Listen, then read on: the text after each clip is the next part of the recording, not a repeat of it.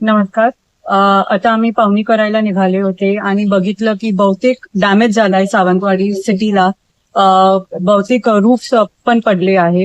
आम्ही लवकरात लवकर त्याच्यावर पाहुणी करणार आहे. लोकांना जी मदत लागली, आमचे नगरसेवकची टीमनं ऑलरेडी इन्फॉर्म करून घेतलं आहे. ते सगळे त्यांचे वॉर्डमध्ये काय काय इन्सिडेंट झाले आहे ते आम्हाला रिपोर्ट करतील. आम्ही MSCB सोबत प्री मॉन्सून मीटिंग घेणार आहे. ते प्री मॉन्सून मीटिंगमध्ये झाडचे जे ट्रिमिंग करावं लागणार ते लवकरात लवकर बघून घेऊया. आणि दीपक भाई बी आज इथे आहे. त्यांच्या सहकारी आम्हाला नेहमी राहते. पालकमंत्री साहेब आहे, मुख्यमंत्री साहेब आहे, ते आम्हाला नक्कीच मदत करतील, ते आम्हाला खात्री आहे. मी आता एका कार्यक्रमाला तहसीलदाराने आम्ही एकत्र आहोत. मी तहसीलदारांना ताबडतोब याचा पंचनामा करायला सांगतो. कारण नेहमी नुकसान भरपाई देताना पावसाचा नॉर्म लावला जातो, परंतु हे चक्रीवादळ असल्यामुळे इथं पावसाचा नॉर्म लावता येणार नाही आणि त्याच्यामुळे या सगळ्या बाबीचा विचार करून एक दुसरी बाब म्हणून कॉलेजला मदत करण्यात यावी असं मी आदरणीय मुख्यमंत्र्यांशी बोललो.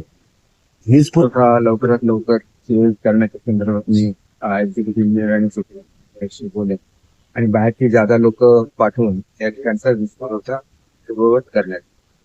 नगराध्यक्ष बाजूला नगराध्यक्ष आहेत, त्यांना या गोष्टीची अधिक माहिती असणार कारण हा ऑफिशियल विषय आहे. त्याला त्या माहिती घेऊन त्याच्यात काय संदर्भात काय करायचं त्याच्यावर योग्य तो निर्णय घेतला त्याची मला खात्री. तर सोमवारी मी आदरणीय मुख्यमंत्री महोदयांची भेट घेऊन त्यांच्या कानावर हे सगळं घालेन आणि चक्रीवादळामुळे मोठ्या प्रमाणात फळं पडूनचं नुकसान होतं.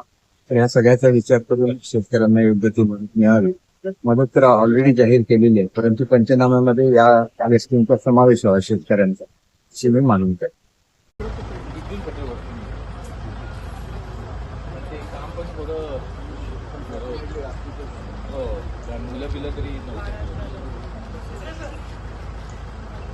पण वारं पण एकदम जास्त होतं, म्हणजे नॉर्मल पेक्षा जास्त.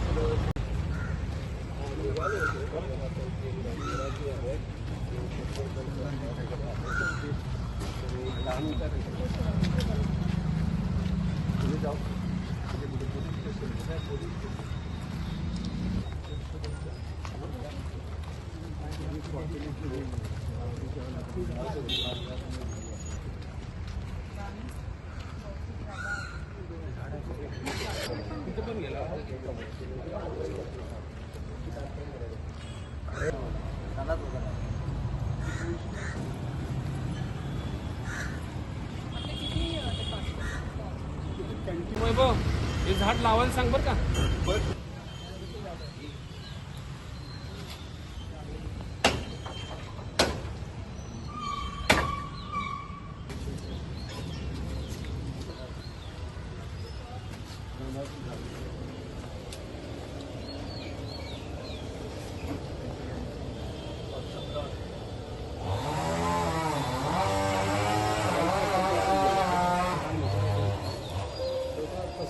संशोधन